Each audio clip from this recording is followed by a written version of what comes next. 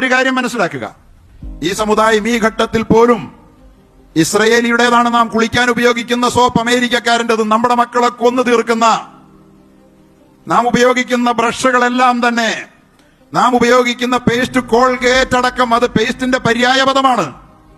മറന്നു പോകരുത്. നമുക്കുണ്ട് നല്ല ഒന്നാന്തരം പേസ്റ്റ്, പല്ല് നശിച്ചു പോകാത്ത പേസ്റ്റ്. ഞാൻ ഉപയോഗിച്ചവനാ ക്ലോസപ്പ് എന്ന അമേരിക്കൻ പേസ്റ്റ്. എന്റെ പല്ലിന്റെ ഇനാമലെല്ലാം പോയി പല്ലെടുത്ത് കളയേണ്ടെന്ന് വിചാരിച്ചപ്പോൾ ഞാൻ ഇന്ത്യൻ പേസ്റ്റ് ഡാബറിലേക്ക്, അതിന്റെ ഗ്രീൻ പേസ്റ്റിലേക്ക് ഞാൻ മാറി. അതിനുശേഷം ഒരു ചികിത്സയും ചെയ്യാതെ എന്റെ പല്ലുകളെല്ലാം പൂർവ്വസ്ഥിതി പ്രാപിച്ചു. എന്റെ സ്വന്തം അനുഭവം. ഞാനിപ്പോ പേസ്റ്റ് വാങ്ങിക്കുന്ന എന്റെ നാട്ടിലെ മുഴുവൻ കടകളിലും പണ്ടതില്ല, ആ പേസ്റ്റ് ഇല്ല. എല്ലാ കടകളിലും ആ പേസ്റ്റ് ഇപ്പൊ സമൃദ്ധമായിട്ടുണ്ട്, എവിടെ ചോദിച്ചാലും കിട്ടും. സഹോദരങ്ങളെ, പല്ല് തേക്കുന്ന പേസ്റ്റ്, അതിലാണ് ഇവൻ വളരുന്നത്.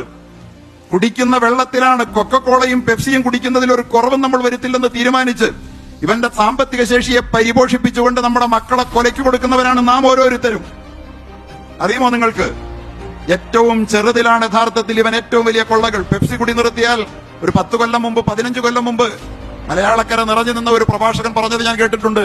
1 ലക്ഷം കോടി രൂപയുടെ പെപ്സി അറബി കുടിച്ചു തീർക്കുന്നുണ്ട്. അത് നിർത്തിയാൽ ഇസ്രായേൽ സാമ്പത്തിക പാപ്പരത്വത്തിലാകുമെന്ന്. നിർത്തൂല നമ്മൾ എന്നിട്ടും ഗസയുടെ കൂടെയാന്ന് പറയണേ. നമ്മളിപ്പോഴും മക്കളുടെ കൂടെയാണ്.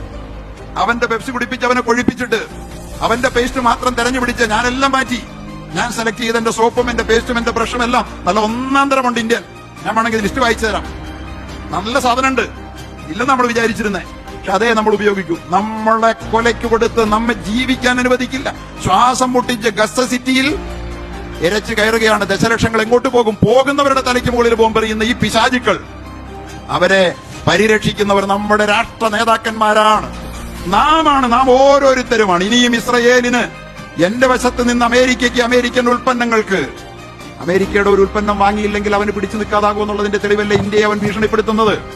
നിങ്ങൾക്ക് 140 കോടി ജനമുണ്ടല്ലേ, എന്നിട്ട് ഞങ്ങൾക്ക് നിങ്ങളുടെ 1 കിലോ ഗോതമ്പ് പോലും നിങ്ങൾക്ക് വാങ്ങിക്കാൻ പറ്റില്ല അല്ലേ? അങ്ങനെയാണെങ്കിൽ 50% തീരുവ 100% പോവുകയാണ്. നമ്മൾ ഗോതമ്പ് അവന്റെ മേടിച്ചെങ്കിൽ മാത്രമേ അവന് നിലനിൽക്കാൻ പറ്റൂ.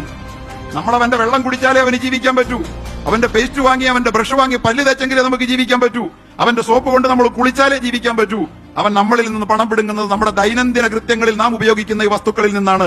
നിങ്ങൾ ഉപയോഗിക്കുന്ന ഈ പറഞ്ഞ വസ്തുക്കളെല്ലാം ആരുടേതാണെന്ന് ഇന്ന് പോയി നിങ്ങളൊന്ന് പഠിച്ചു നോക്കൂ. അപ്പൊ നിങ്ങൾക്ക് മനസ്സിലാകും യഥാർത്ഥത്തിൽ നാമാണ് ഇവരെ, ഈ ദുഷ്ടന്മാരെ വളർത്തുന്നതെന്ന്, ഈ പിശാചുക്കളെ വളർത്തുന്നതെന്ന്.